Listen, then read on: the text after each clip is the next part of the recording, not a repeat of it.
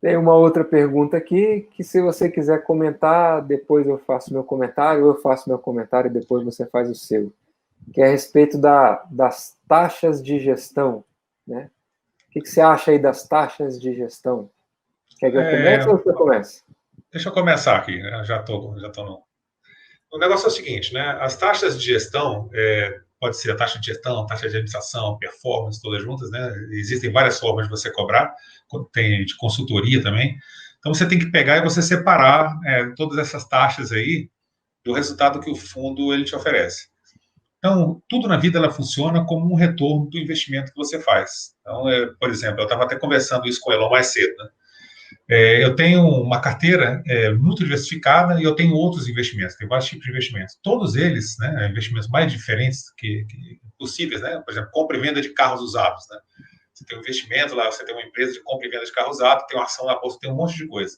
Tudo isso ela entra dentro de uma taxa de retorno para você, aquele investimento. Então, você, ao longo do tempo, você vai acompanhando se aquele investimento ele faz sentido para você ou não. O que acontece, né? O fundo ele vai te cobrar uma taxa. Aquela taxa que ele ficar para ele, digamos, ele conseguiu, correndo um risco não tão elevado, te entregar um retorno maior do que um outro fundo imobiliário. E a taxa dele é um pouco maior. Isso acontece muito com fundo de fundos, né? Com FIA, com outro tipo de fundo. Tem gente que cobra 1%, tem gente que cobra 2%, e tem fundo que cobra 4% de taxa. Aí você fala, poxa, 4% de taxa é um absurdo. Só que é esse fundo aí que entrega 66% ao ano ao longo de 20 anos. Né? Então tem um fundo lá, é um fundo quantitativo, que entrega 60% ao ano ao longo de 20 anos. Ele te cobrar 4% de taxa, ele vai te entregar ainda uns 30% ao ano, né? Que é muito mais do que qualquer outro fundo que te entregaria. Então, o que você tem que ver, na verdade, é o tanto que vai sobrar para você no final das contas. Se aquilo ali fizer sentido para você, se a taxa de retorno daquele investimento fizer sentido para você, ele é um bom investimento, né? Se a indústria começar a brigar muito, cara, não, essa taxa aqui o cara está cobrando, tá um absurdo. O que vai acontecer? Um gestor ele vai tomar aquele fundo do outro, né? Ele compra uma briga com aquele gestor ali e fala, não, esse cara está fazendo por dois, eu faço por um. Né? E já aconteceu de gestão trocar de mão. Se você for pegar os fatos relevantes, tem um monte de escriturador que troca de mão, né? Que é um dinheirinho que o banco pega ali para fazer a escrituração daquilo, troca de mão, troca de um banco para outro o tempo inteiro. Então, essa briga aí, nós estamos num capitalismo mais ou menos capitalismo aqui no Brasil, então existe uma briga por quem oferece o melhor serviço a um preço mais baixo. Então, vai acontecer isso dentro dos fundos imobiliários. O que você tem que avaliar como investidor é se aquele investimento faz sentido para você dentro do que sobra para você, né? Que é o seu retorno do capital que você investiu. Eu olho dessa forma. Então, se a taxa é 0,33 ou 0,75, eu olho realmente o que sobra. Porque tem shoppings, né, dentro desses shoppings que a gente viu aqui, que tem o dobro de taxa de administração que o outro. Né? Eu não vou citar nomes, é só vocês pegarem os fatos relevantes ali, pegar os relatórios, vocês vão ver que tem taxa dobrada. Tem shopping que tem o dobro de taxa. Aí você vai avaliar, você vai ver o resultado que cada shopping desse aí vai te entregar. Se fizer sentido para você, você tem. Se não fizer sentido para você, você não tem. Você não vai brigar. Se o negócio for ruim, por que você vai entrar, né? Então, essa é a minha visão. E a sua, Elon? Eu penso exatamente a mesma coisa. A forma como você olha uma taxa, para mim, ela é muito parecida com a forma como você valoriza as coisas da sua vida. Então, você tem, por exemplo, pessoas que têm uma determinada preferência por um produto, enquanto outras têm por outro. O cara gosta de carro, né? Então, às vezes, ele até aceita pagar mais caro por uma coisa qualquer que ele goste, um serviço que para ele é prestado, não sei o que e tal, porque ele enxerga valor naquilo. Se ele não enxerga valor naquilo, muito mais fácil que ele trate aquela determinada coisa como uma commodity. Então, por exemplo, eu não dou muito valor a carro. Então, para mim, não faz sentido ter um carrão. Enfim, eu não pagaria 200 mil, 300 mil reais num carro. Para outras pessoas, pagar 300 mil reais num carro é natural, é bom, ele gosta, ele sente prazer em dirigir aquilo. Aquilo agrega valor para ele. Né? Para outro, não. Para sair do ponto A para o ponto B, tem gente que nem tem carro hoje. Então, quando você vê a taxa que um gestor cobra, eu acho que ela está muito ligada ao valor agregado daquele gestor. Como é que você vai diferenciar uma coisa pela outra? Não é pela opinião de A, opinião de B, a minha, a sua, enfim, de quem quer que não interessa.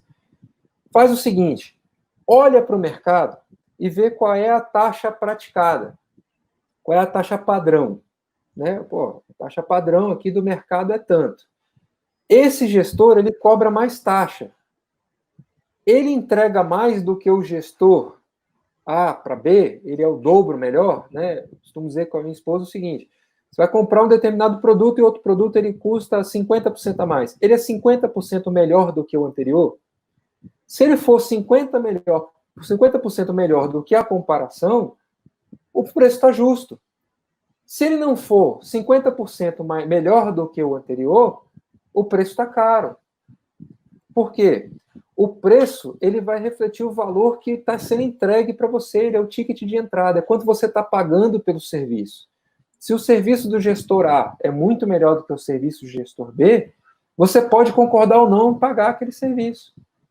Agora, você tem dois que entregam o mesmo resultado, como você falou, tal fundo, mesma coisa, esse daqui.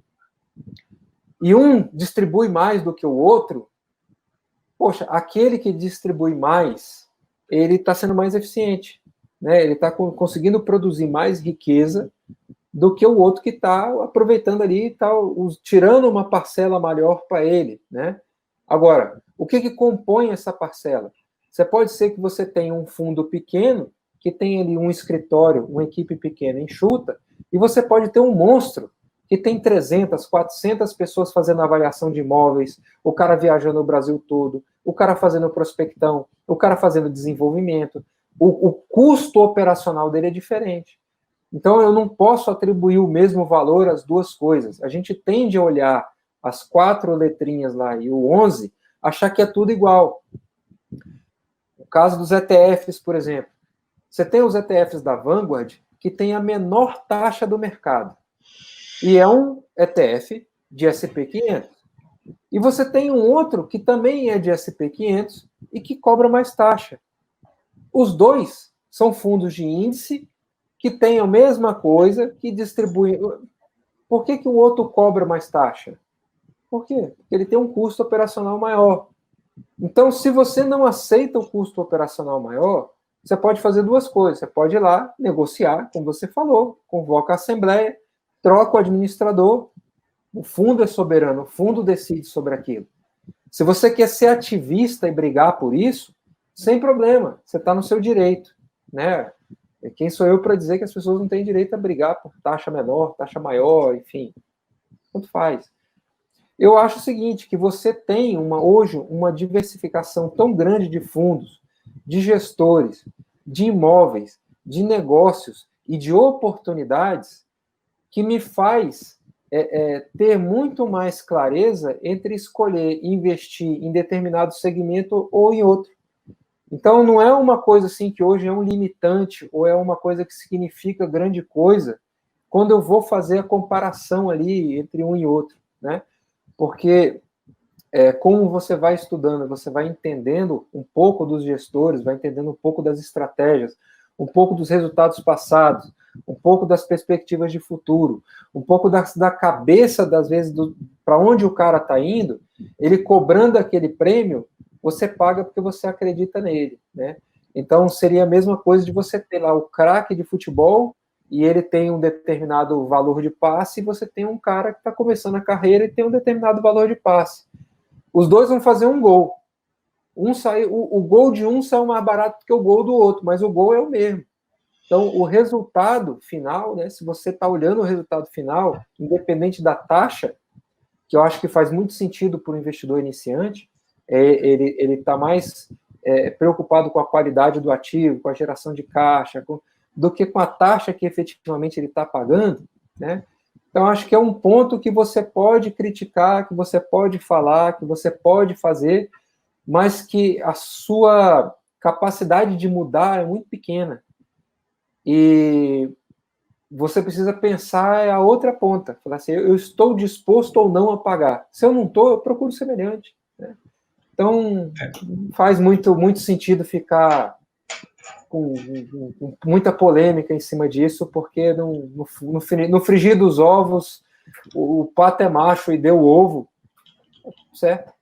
É a história do corretor também, né? Muita gente acha um absurdo pagar 5% em corretagem de imóvel, né? Então, assim, Vai vender pouquinho, pô. Eu trabalhei muitos anos, né, em corretora, né? Um bom tempo em corretora, que a minha família quase toda é de corretora de imóveis, né? Desde 1980 e qualquer coisa aí, que eu mexia com isso.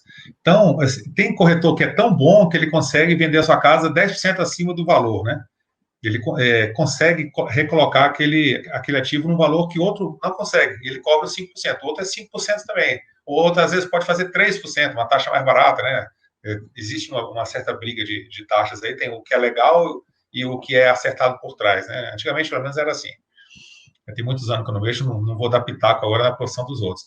Mas o cara consegue te entregar valor, consegue vender o seu imóvel te cobrando 5% de taxa. Você vai achar a taxa dele muito cara, mas ele está te vendendo um imóvel acima do valor que você queria, né?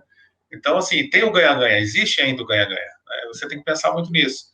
Se você ficar olhando só para o que os outros estão tirando, né, em cima de uma coisa que você acha que é sua, vocês dois não vão andar juntos. Né? Não tem um mesmo pensamento. Então, eu acho assim, essa é a minha posição, né? Que o que importa é que ambos ganhem e que seja bom para ambos, né? O relacionamento seja bom. Se não for bom para você, nem entre, ou então saia. Esse aí é o conselho que a gente dá.